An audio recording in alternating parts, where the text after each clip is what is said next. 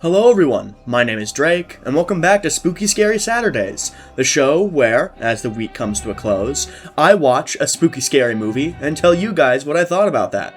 This week's episode is Evil Dead Burn, this year's highly awaited sequel to the long-running Evil Dead franchise, personal favorite of mine, and I am pleased to say that it is another good entry in a so far great streak of movies. I do not think there is a single bad Evil Dead movie. I know that while the original trilogy is highly cherished by horror fans the world round, the reboot trilogy, I guess as we can call it now, is far more controversial. And judging from what I'm seeing online, this entry might be one of the most controversial entries since the 2013 reboot. This is definitely in the style of the newer couple movies. This movie is basically a sequel to Evil Dead Rise. It continues from the I guess what would you call it? It's not, because the Evil Dead Rise has a weird subplot where the beginning of the movie is the end of the movie, and then the end of the movie is before the beginning of the movie. So the end of this movie, end of Burn, takes place after the beginning of Rise, which is actually the end of the movie, because they were being weird about that. I actually like that. It's kind of an interesting element of Rise, but it is kind of strange how they decided to have that whole wrap around kind of plot thing. Immediately right off the bat, what made me feel hopeful for the direction of this movie was I liked how the Deadite at the beginning was using more evil, scary magical powers, right? At first, she controlled the fishing lines or whatever, because a lot of the last couple movies, they've had vague supernatural elements to some extent. There's the blood rain at the end of 2013, and there's summoned a scary demon at the end and everything.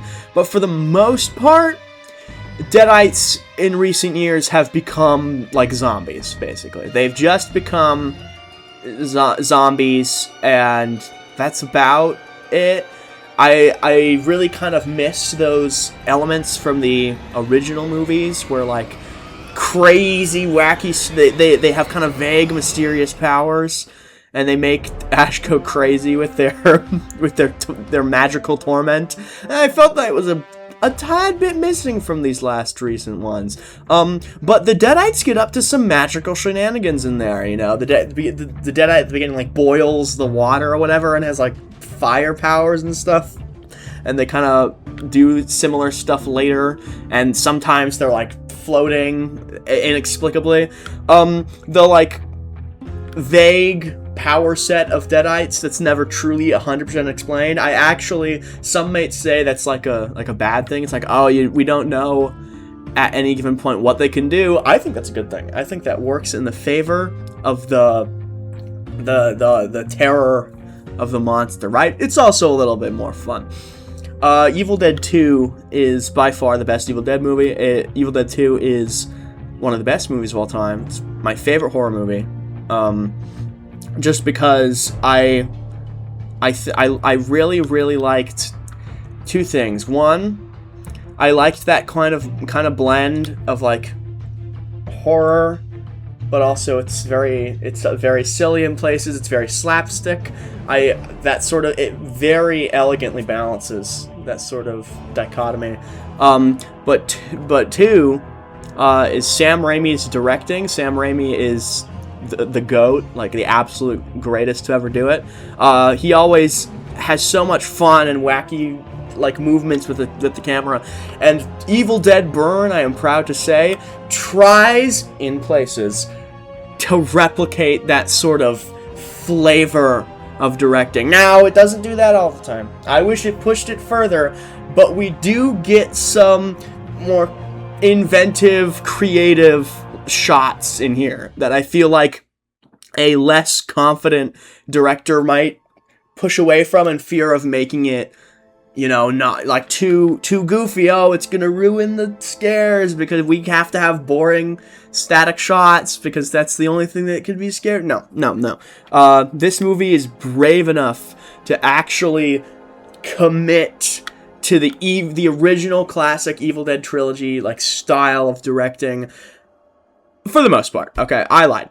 A lot of the time it's pretty standard like modern horror movie stuff, but those splashes that are in there, that really got me, right? I felt the Evil Dead swag once again that I've kind of missed. The last two movies haven't really felt like the Evil Dead Rise was getting closer.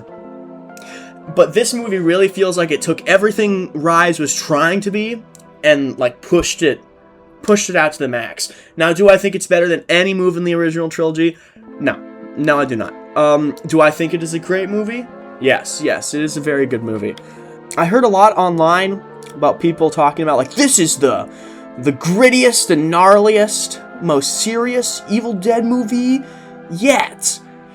I don't necessarily think I agree with that. I just talked about how, the sort of more wacky directing style in places, the exaggerated style, I should say, and the Deadites have a more like haunted house-esque moveset, more supernatural, less grounded, for as grounded as a demon possession can be. But also the Deadites in personality are just a little more like silly. They're a little bit more. They're a bit lighthearted. They're very playful. That's the word. They're very playful. There's a good running gag with the grandma. The grandma of dementia is a very funny character, and sometimes can be pretty scary. You know, there's a lot that works with that. But I just remember the part where the Deadite in the basement is like breaking through the wall.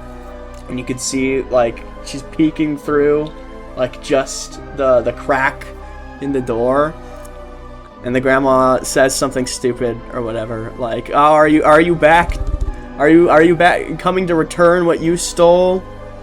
And the Deadite has to, like, do a double take and like look around, like, it really takes time to think, like, yeah, sure. Like, it really gave the Deadite a lot of personality, I think, in that moment. That is by far the funniest moment in the entire movie. But yes, there is a very serious through line about familial abuse and stuff like that. Did I really care about any of that? No. Did I feel it was kind of messy and just shoved in there just to have it in there? Yeah. Like, did I think it affected the movie negatively? Not really. I understand if you do like that sort of main plot line the movie has, then more power to you, but I just couldn't really care at all. It was more so just a vehicle to get the plot going, you know, just like, I didn't necessarily need a reason for them to have possessed people in the middle of a big house in the woods. The original movie is just like, oh, they're at this cabin because they wanted to. And I'm like, wonderful, fantastic. You need not say more. I think it is amazing how Evil Dead Burn is the longest entry in the Evil Dead franchise. And yet it does not even break the 2-hour mark. These movies are all predicated off of being just short and sweet and to the point. You know, this is like 1:50, and you know what? It kind of feels like it drags in places. It does, even for being under 2 hours. It's like, okay, it has a long setup, and it has that big chunk at the beginning that continues off of Rise, but it takes a bit for the Deadites to physically, like, get to our protagonist. It does take a while, and then even then you have to wait a little bit more to kind of get more exposition about the family's dynamics. You do get that really cool title card in the beginning. Don't think it's as good as the legendary Evil Dead Rise title drop, but the Evil Dead burn with the fire coming out of the car. It was cool. It got me excited. I'm not sure. I have mixed feelings about the like chainsaw fake out at the end, where our protagonist goes to grab like a power tool, and you think it's gonna be the chainsaw at first, cause duh. And then she gets a jackhammer, which continues off of a funny joke off of the beginning of the movie. Yes, I do understand, but literally every other protagonist has had the chainsaw, and I know she gets the like circular saw thing midway, like in the like end of the second act, but everyone else had the traditional chains. It was a tradition, and I get you're trying to subvert expectations, but I don't think subverting expectations is often overrated, okay? If my expectation, if in my head I like it more than whatever you did to subvert it, then you've made me sad. All you've done is make me go, oh, well, it would have been nice if they did that, but no, they had to do something worse for no reason. But like, I get why it happened. Like, I do. I do have mixed feelings about it. Speaking of mixed feelings, let's talk about that post-credit scene, shall we? There's actually two. The first one is pretty standard and normal. Just the more grandma Deadite shenanigans. It's still vaguely funny. I knew that I assumed there was only going to be one post-credit scene, and that was it, because I noticed that no one had finished her off in the movie. So there's that sequel bait teaser, even though the next movie is going to be a prequel. I guess we'll see where that goes. But that second one, I guess spoilers, if you've watched this far in the video, I really don't know why you've watched this far, but whatever. That second post-credit scene, what the hell is the deal with that? I don't know how to feel about it. I really don't. It's kind of stupid, but like, I kind of liked it in a sort of in like a Morbius post-credit scene kind of way. I don't think it's that ridiculous now. Calm down. And I loved her in Evil Dead Rise. She was a standout antagonist of the entire franchise. But, like, one, she was shredded to nothing in Rise. So how the hell is she back? And two, she wasn't involved in this movie. Why is she the post-credit scene? And the next movie is going to be a prequel, and we're not going to see her for 2 movies at least. Why is she... It was just pure fan service just to have her there for no reason. It was just the lowest common denominator. Like, oh, we gotta have a post-credit scene with a bait of a character people liked, even though there is no good reason at all she should be back whatsoever, no matter what. And her story doesn't even really make sense out of the confines of her own, like, family. It's only dawned on me kind of now that both these two, like, previous Evil Deads have both been about, family. Family and the secret evils of family. I think we've done enough of that. Now that we've done two movies of that, I think we move on. I think we can move on to a new thing. It didn't need to be about anything, though. I don't think the Deadites need to be some sort of grander metaphor for some sort of domestic problem. I really just think I'm kind of hopeful for the next one, because the next one takes place in the same decade as the original movie. The original movie is set in like the 79, which I know is cutting it, but and Evil Dead Wrath is said to take place in the 70s. So I'm hoping that this next one is going to really, really lean into that first movie's vibe. I really, really am hoping. I have enjoyed this recent trilogy. I have. But that original Raimi trilogy captured a vibe that is nigh irreplaceable and has yet to be fully replicated since. It really has. If it is another one of these reboot Evil Deads, I'll still be happy, because these movies are good, as I'm saying. But this movie really showed me that we're getting closer and closer to what I want. To be fair, what I want is for actual Sam Raimi to come back and do another one of these.